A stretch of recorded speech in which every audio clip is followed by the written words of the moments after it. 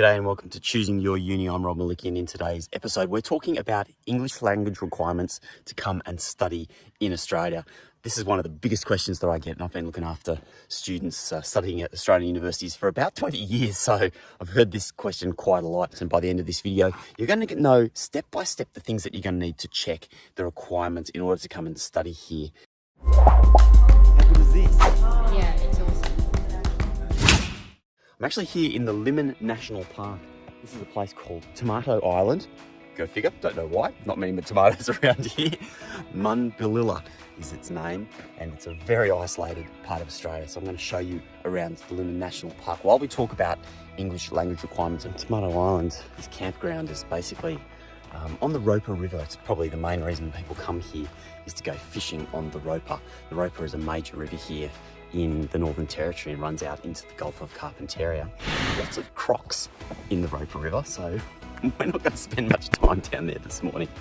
And basically most of the people use this as a stopping off point between Stewart Highway, the major highway which runs north-south, and a place called Lorella Springs, which is further to the east, close to the Gulf of Carpentaria, where we'll be in the next few days. So it's kind of like a transit point or a fishing point. Which tests are accepted in Australia? Well, there are 5 of them, and there is obviously IELTS, the International English Language Testing System, which is the most well-known. There's also TEFL, the test of English as a foreign language.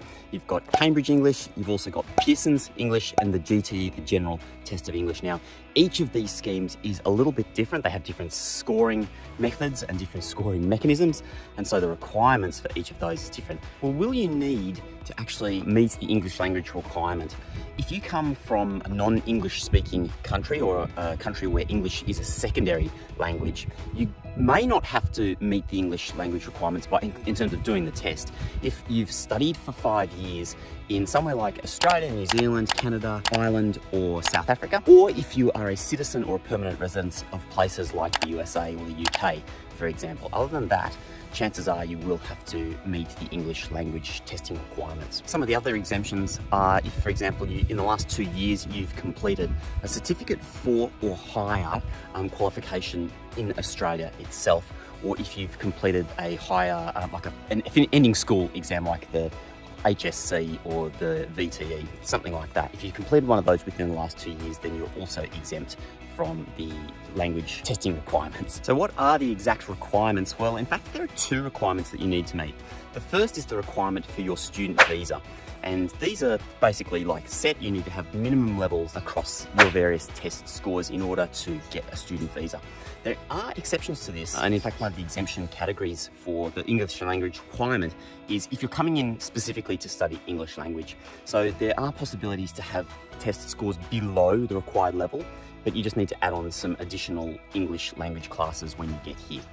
The second requirement that you need to meet is actually the entry requirement for your program itself, and that's probably the more important one, and most often it's actually going to be a higher mark than the minimum visa requirement anyway. So, for example, if you're coming in to do a master's degree at an Australian university, you're going to need to have quite high bands in IELTS. There are also minimum limits. So, for example, you might need to not only meet certain requirements, but you might not be allowed to have a particular result underneath a certain level. So if your speaking and writing is great, but your written English is terrible, that still might not be enough to get you your student visa, and you may need to do additional English. You know, English language is one of those areas that actually creates a fair bit of anxiety for students when they're applying for study, but it's really not such a big deal. If you can do the tests, that's amazing, and if you get the right marks, that's fantastic. But if not, and you have to come to Australia and do a little bit of extra academic English in order to be better prepared for your experience, then so be it. You know, my wife speaks fantastic English. She's from France. Her English was more than good enough to come and study her master's degree here in Australia, but they stuffed up when they were doing her admission, and they told her she had to come and do additional English language. So she jumped on a plane shortly thereafter, arrived in Australia, and I met her 2 weeks later.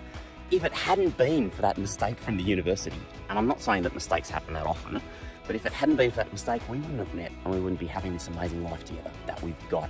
So there's always opportunity, even if you have to do something which is not what you're expecting, like doing a bit of extra additional English language studies on your way into your proper full program.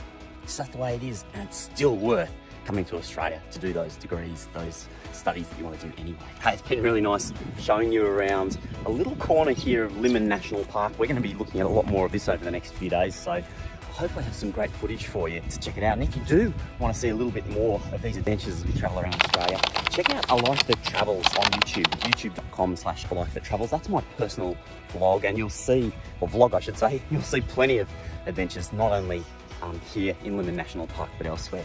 Until next time, I'll see you on Choosing Your Union. Have yourself an awesome day. I'm Munbilillia. Take care.